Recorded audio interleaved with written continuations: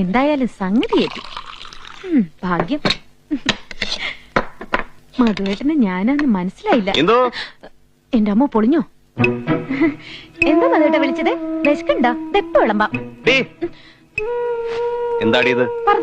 അത് മനസ്സിലായി. ഇതെങ്ങനെ നമ്മുടെ ബെഡ്റൂമിൽ വന്നു? ഇത് കൊള്ളാം. അതെനിക്കെങ്ങനെ അറിയാം? നീ എന്റെ അടുത്ത് വിളച്ചിലെടുക്കരുത്. കാലത്ത് ഇത് വിട്ടുകൊണ്ടുവന്ന ലൈലയുടെ കരണം തടിച്ച നീയല്ലേ? പറയടി, നീയല്ലേ? അതെ, ഞാൻ തന്നെയാ. അവളുടെ ഒരു കരണത്തിലേ അടിക്കാൻ പറ്റുള്ളൂ എന്നുള്ള സങ്കടേ ഉള്ളൂ. അവളെ എന്തിനാ നീ അടിച്ചത്? എന്തിനാ ചോദിച്ചത്? എന്റെ ഭർത്താവിനെ വഴിതെറ്റിക്കാൻ വേറൊരുത്തി നോക്കുമ്പോ ഞാൻ പിന്നെ എന്ത് വേണം? കൈ വലിച്ച് കരണത്തടിക്കണോ അത് കൈ കൊടുക്കണോ? എന്താ ഇരിപ്പ്!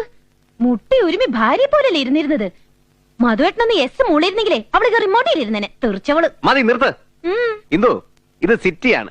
ആണും പെണ്ണും ഒരുമിച്ചിരുന്ന് ഭക്ഷണം കഴിച്ചെന്ന് വരും, ഒരുമിച്ചിരുന്ന് യാത്ര ചെയ്തെന്ന് വരും. ഇന്നത്തെ കാലം അതാണ്. അതിനൊക്കെ ഇങ്ങനെ ഡബിൾ മീനിങ് കാണാൻ പോയാൽ ഭയങ്കര കഷ്ടമാവും. മധുവേട്ടൻ എന്താ കൂത്താടിയോട് പറഞ്ഞേ? ഞാൻ ശുദ്ധ നാട്ടും പുറത്തുകാരിയാണെന്നല്ലേ? ഈ സ്വഭാവം കണ്ട എങ്ങനെ പറയാതിരിക്കും? ഉച്ചയ്ക്ക് ചോറെടുക്കാമെന്ന മണിയുടെ നട്ടെല്ലെറിഞ്ഞൊടിച്ചു. അത് ഓഫീസിൽ പാട്ടായി.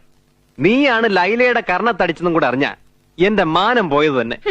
മാനം പോയാ തിരിച്ചെടുക്കാം, സ്വന്തം ഭർത്താവ് കൈവിട്ടു പോയാ തിരിച്ചെടുക്കാൻ പറ്റുമോ? എന്റെ ഇന്ദു, ഞാൻ തോറ്റു. നീ നിനക്ക് ശരിയെന്ന് തോന്നണ പോലെയൊക്കെ അങ്ങ് ചെയ്യ. എന്നെ വെറുതെ വിട്. അപ്പോ ഇന്ന് മധുവേട്ടൻ ആഹാരം കഴിക്കണില്ലാന്ന് അല്ലേ?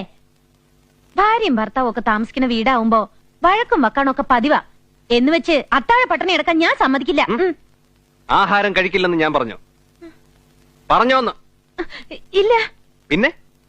അല്ല, ഭാര്യയും ഭർത്താവും തമ്മിൽ വഴക്കുണ്ടായ ആഹാരം കഴിക്കില്ലെന്ന് അമ്മ പോയി ചോറ് വിളമ്പടി.